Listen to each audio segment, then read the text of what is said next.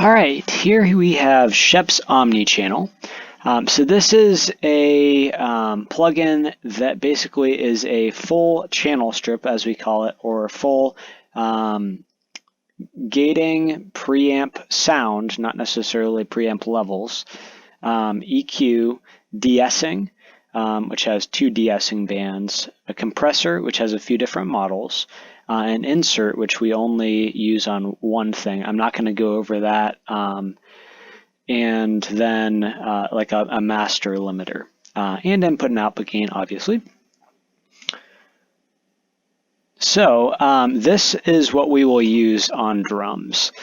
It's a very versatile channel. In most cases, we want to use EQ on the console itself instead of in a plugin like this, just to make things a little bit friendlier from week to week for volunteers. However, this really does have some great sonic character, and drums are some of the instruments in the mix which are hardest to get right with board EQs. Now, it's definitely possible to use built-in EQs and compression and get a great sound, but this Waves plugin in particular, there's a few Waves plugins that just do such a good job on drums, it is worth using them. This is almost a set it and forget it type thing, but there are some things in here that would be helpful to know, especially between drummers. So I'm going to play a clip. We're just going to listen to the snare for right now, and we can ignore the limiter and the reverb here. We'll keep those off for now. We'll bring them in later. But right now we'll just listen to the Omni channel with everything bypassed. So this is everything bypassed except the limiter on the Omni channel. This is just so there's not peaks coming through. The other thing that you'll see, because I'm going to go through this pretty in depth, I've spent a lot of time talking about gain and keeping the gain structure the same throughout the channel and throughout the like waves, coming into waves, coming out of waves, going through these channels here. There's a few instruments instruments, really kick, snare, possibly toms, that I'm going to break that rule on because they're instruments that have a very high transient response. So the initial hit is extremely loud in comparison with the tail on it. So we do usually gain those so that the overall RMS level, not necessarily the peak level, is where we want it to be. But even further in this, you'll see that I'm actually boosting. As I compress, I'm not going to pull the output down at all to bring it back down to the same level input versus output. I actually may boost it to be where I want it to be in the mixed context. So the overall transient response coming in will be probably the overall level coming out, even after compression of those transients, of those attacks. So I'm going to play this here. So this is the snare by itself without any of these parameters selected. Doesn't sound too bad. It's a good player, good snare. I'm going to add in things in order, but then we're going to kind of go back and forth here. So the gate, we have it set to expander right now. So it's almost like a gate in reverse. It does the same thing, but a gate, the settings aren't set for a gate. A gate cuts everything out beneath a certain threshold. An expander lets things through above a specific threshold, and the way they treat it is a little bit different. With things like drums, an expander is a little bit more useful, because you don't want to kill everything below a certain level, like the ghost notes on the snare, like what he's playing in between hits, is really important to let through. So you can see sort of how there's a little bit of stuff coming through, but it does help kill some of the cymbal bleed. I'm not going to be too critical about this. I might adjust it a little bit as we go, but overall I just want to isolate the snare just a little bit. And make sure it doesn't sound weird in context in the mix, because sometimes, like, if you do too much gating or it's not set correctly, like when the snare hits, you suddenly hear more cymbal and then the cymbal disappears after the gate closes. I want to make sure we don't get into some of that. So that's the gate. It's set pretty well right now. I might tweak it a little bit, like I mentioned. Then the preamp. So this is saturation. So this is flavor, essentially. Essentially it's distortion, odd order, even order, or heavy distortion. So this is like actually distorting the peaks of the hit. Even is just a little bit of distortion, but it's more compressed preamp. And odd is the most natural sounding. We may switch this to even or heavy.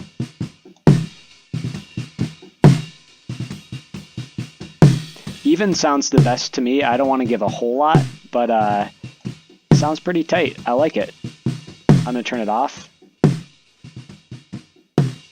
With it, hear how it has more weight. That's really helpful. And then your high pass and low pass are here.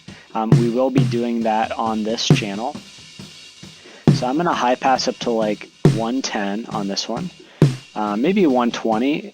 This is the amount of threshold, or the ratio. So 6 decibels per octave, 12 decibels per octave, or 18 per octave. I like milder cuts and higher frequency. So basically this is, if you looked at an EQ graph, I'm just going to pull up an EQ graph here so you can see what I'm talking about. I'm just going to do it on this vocal here because this has the same ratio.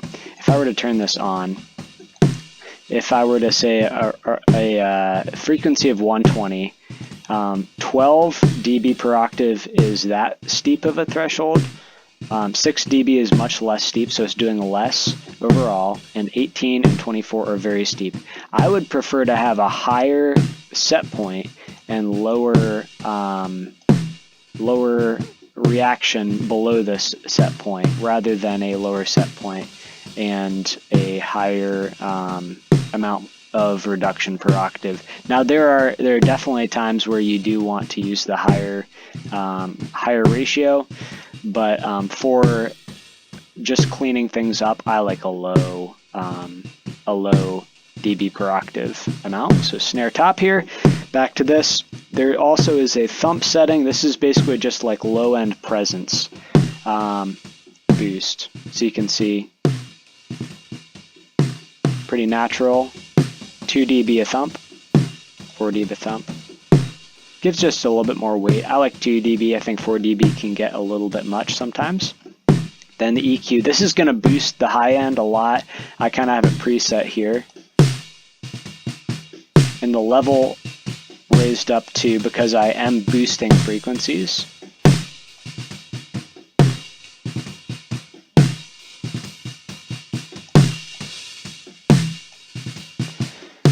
And I'm going to stop this for 1 second just so I can explain some of these. This is a high shelf with a peak at the frequency that is listed here. So basically, you can see in this graph has a peak and then a shelf. This is just a shelf. This is parametric. This is parametric here. This is a tight, like problem frequency type thing, and this is a tone, like a wideband type EQ. This is a fixed ratio. I really like this wideband EQ for overall tonal shaping. It's fantastic. Then there's also a tone band on this EQ. I'm not sure what they did underneath the hood on this plugin. I think it might have to do with saturation and distortion combined with EQ. It sounds fantastic. So I use this for my main tonal shaping of either cutting things out that I want to remove in a more like a way that stands out more, whereas a parametric or a tight cut would be more like clinical. I need to just cut this frequency. This is more for the tone. Then this bottom band, again, you have parametric, shelf, and then peak shelf. I like parametric down low so I can control the width of the low end boost. So I'm going to play this again. We're going to look at the de-esser here. So we're not really doing anything here on this snare. I probably will use it on toms. But if there's a harsh frequency, say without EQ, there's a weird frequency like right around here.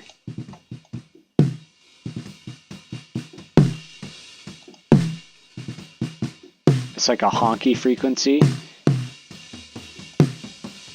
This is basically a dynamic compressor or a de-esser technically, but you can set like a high shelf, a very clinical peak, a wider peak, or a low shelf. Probably for something like this, I would select a wide peak.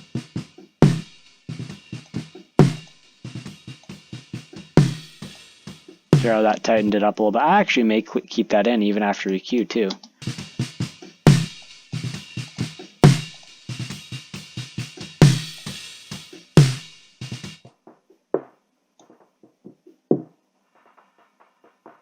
This is what I'm hearing right there. Yeah, so tighten it up, give it a little bit more clarity and punch. I'm just going to use that one. I'm not going to use both, but they are available if you need them. Then the compressor. So there's 3 compressors. FET is a very fast responding type of compressor. No matter where you have the attack and release, it's able to respond very quickly. VCA is a little bit more of a linear clinical compressor, but it has, if you have a lot of gain reduction, you can definitely hear it pumping a little bit. Optical is a slower response compressor, usually a little bit more flavor in the sound, so like it has character in the sound, but it's also easy to overdrive it, or because it's a slower responding compressor, sometimes it doesn't react well. On drums, I like to use an FET because it can we can tailor the response to the fast peaks of the drums. So then this threshold, as you turn it to the counterclockwise direction, more compression, clockwise, less compression. Ratio, I'm going to stay around 4:1. Attack says 25 milliseconds. With this FET compressor, that's still pretty fast in the actual response. And then 225-ish milliseconds on the release for snare. Per drum, that might change a little bit, but this is a pretty good overall setting for a instrument that hits fast and hard, high transient response. Then this is important. So 100% wet mix on the compressor means only the mix from the compressor is passing through to the output.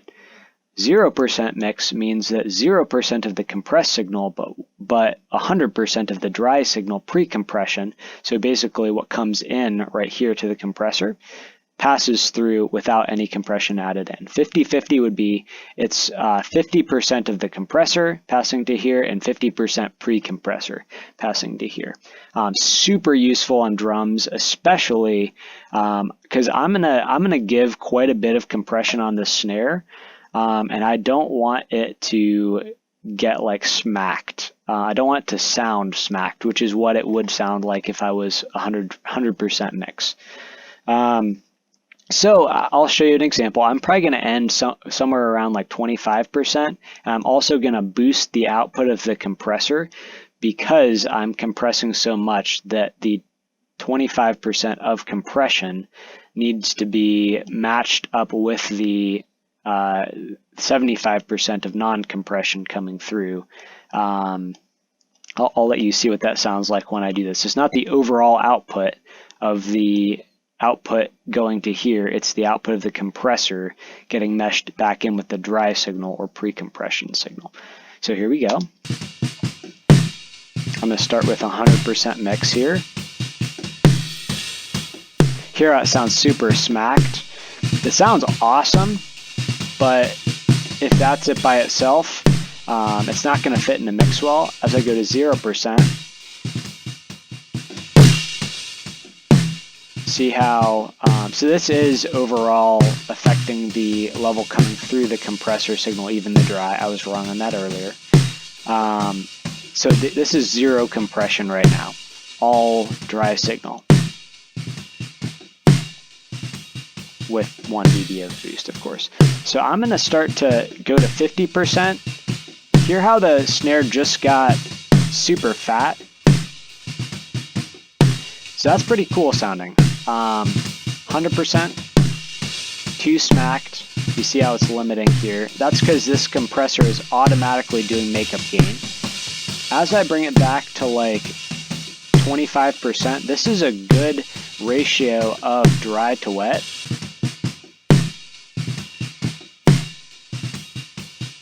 I'm just going to go to 0 so you can hear the difference in and out.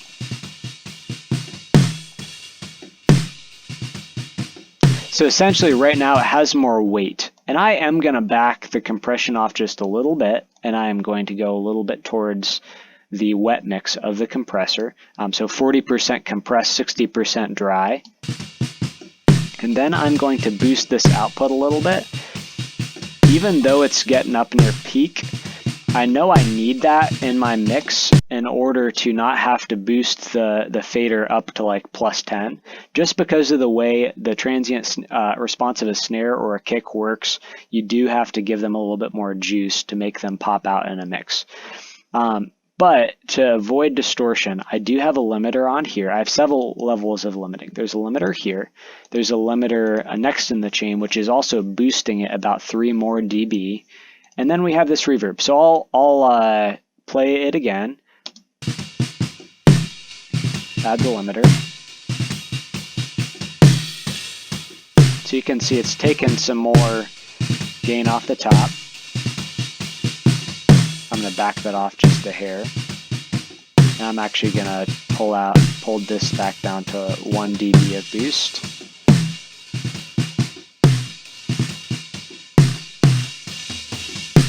So it's boosting, right now it's boosting 0.7 dB, which is the difference between the out ceiling and the threshold. These, if you link them, they will, and move them, they will not change the output gain. If you just move one, it boosts the output gain. If you move the threshold down, it boosts the output gain. If you move the output gain down, it's just like a level control. So the amount of boost here is the difference between the 5 decibels of -5 of out and the -6 of threshold. So that's 1 decibel of boost. Then I'm going to add this reverb. And I'm going to make it just a little bit more dry. So that sounded like a pretty big fat snare. I am going to mix it in with the rest of the band, and I haven't done all the plugins on the rest of the band, so I'm going to be careful here of what I do. But I'm going to take off the limiter, I'm going to pull this back to 0, and then I'm going to put it back in. So I'm going to try to bring the faders as close to unity as possible. Obviously I will have to move things because I haven't set up the rest of the drums, and you don't always want your faders at unity, but I found if you gain stage properly and you EQ properly throughout the course of your plugins or the console, you usually end up being able to do this where you can have the maximum fader resolution. So I'll play it.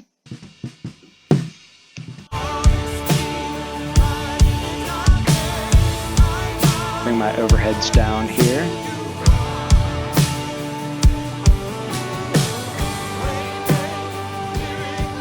You can hear how, or you can see how I have to boost the snare an insane amount for it to pop through. So I'm going to add, or I bypassed the Omni channel. So now that's in.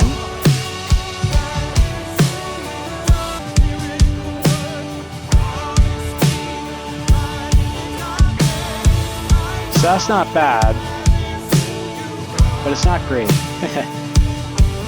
So limiter is adding 1 more dB, and then reverb.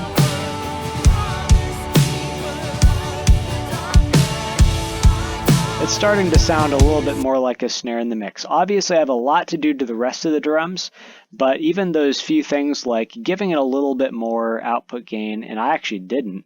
I forgot to do that. Let me do that real quick.